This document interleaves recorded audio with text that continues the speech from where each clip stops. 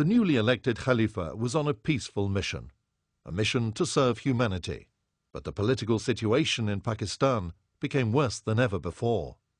The moment I was selected by Allah to lead the Jamaat, Zia did not like this perspective at all. The regime of Zia wanted some political philosophy to support their regime politically and to give them a reason, a justification for remaining in power. So what they said was, they said they are the custodians of Islam. As such, they have to serve certain purposes for the sake of Islam. And as long as those purposes are not served and achieved, they would remain in power. You know, as if they were commissioned by God to do that. So for this, they had to align and implicate mullahs and to utilize and exploit them. And what was the purpose for which they were destined to play a very important role, you know? The purpose was to destroy the foremost enemy of Islam, that is Ahmadiyya community. It was during Zia's time the persecution against the Ahmadiyya community peaked. Their shops were pillaged and set on fire, and mobs rioted outside their mosques. The discrimination practiced by the Bhutto government was stepped up. तुम मुसीबतें हम पर इसलिए डाल रहे हो कि हम अपने खुदा से दूर हट जाएं, लेकिन तुम्हारी आयत करदा मुसीबतें हमें और ज्यादा खुदा के करीब कर देती हैं। हम अपने रब की तरफ और तेजी के साथ लौट जाते हैं। Hazrat Khalifatul Masih IV urged restraint on his followers. Do not respond to these provocations. He denounced in sermon after sermon the injustices that Zia was inflicting. God would punish him if he continued in his evil ways. God's wrath would be terrible. Hazrat Khalifatul Masih warned him again and again, but the general paid no attention to the warnings and continued to plot schemes in order to destroy the community.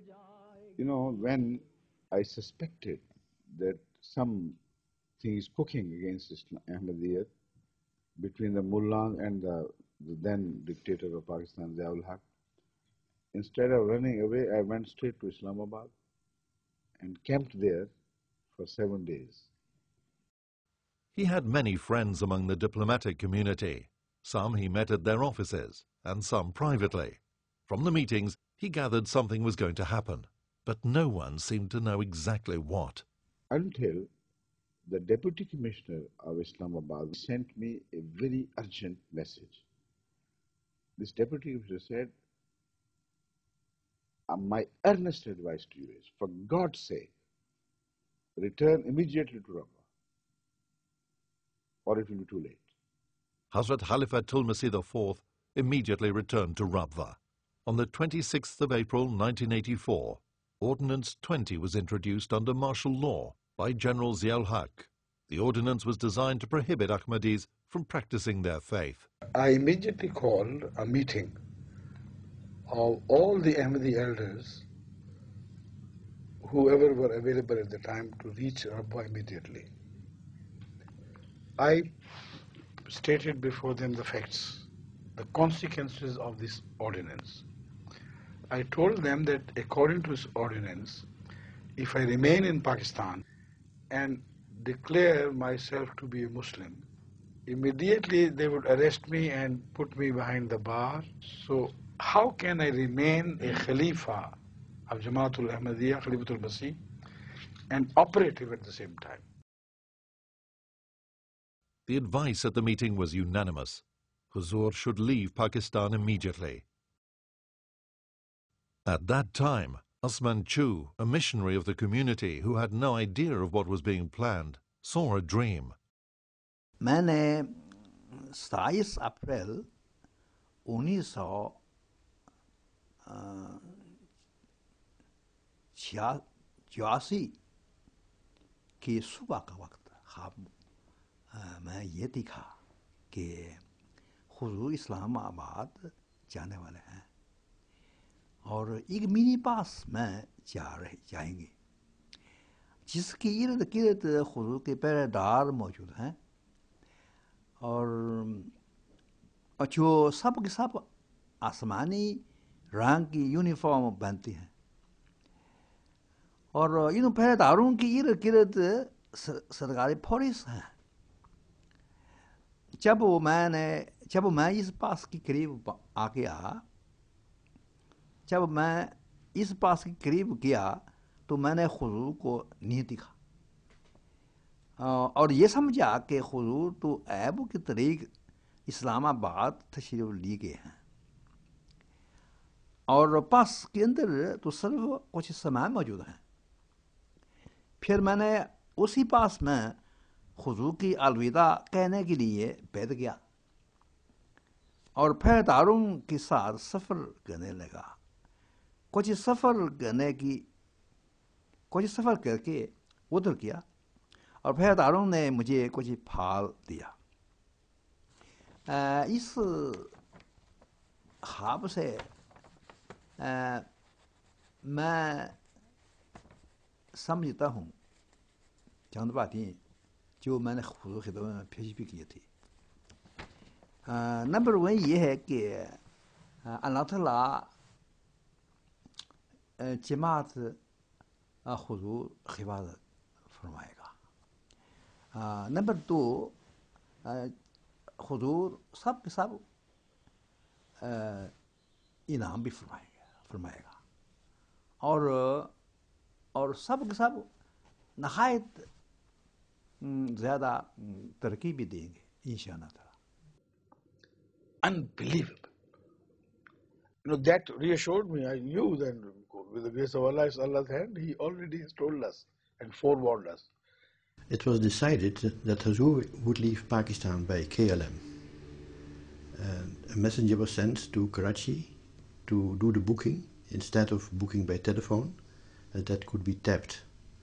It was decided that I would leave on Sunday morning by car, and then we reached at about 10:30, reached Karachi.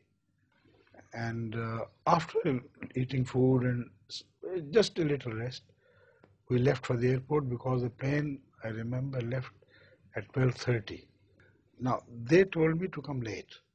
Said there's no need for you to come early.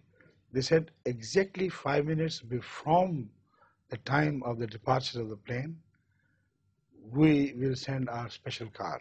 Everything seemed to be all right, and the manager assured that the flight would leave in time. And the car came exactly 5 minutes before 12:30, and it was sent back. The airport authorities, they stopped the flight from going on the scheduled time. The order that the fourth head of the Ahmadiyya community is not permitted to leave the country from any borders was signed by Zia himself. Ziaul Haq lived most of his time during the time of Hazrat Khalifatul Masih Salis, the third caliph. So what he dictated was, and this is written on that prohibition letter, that Mirza Nasir Ahmad, the fourth head of the Ahmadiyya community, for that, is not permitted to leave the country from any borders. They had a dilemma. They could not stop Mirza Tahir Ahmad from going on. And they did not know much intricacies about the fourth and third caliphate, So they must have started ringing the intelligence chief of the intelligence bureau in Islamabad and trying to get clearance from him or instructions that this is the case. That is why this was delayed. So at 1:30 we left. The plane, of course, went to Geneva and from there on to Holland, and there we had to wait for a while. Then we came to London. Around midday, Huzoor arrived at Heathrow Airport, and by the grace of Allah, we had made all the arrangements, no problem, no difficulty, and the staff of the KLM on which the airline on which Huzoor travelled, they were also available to receive Huzoor.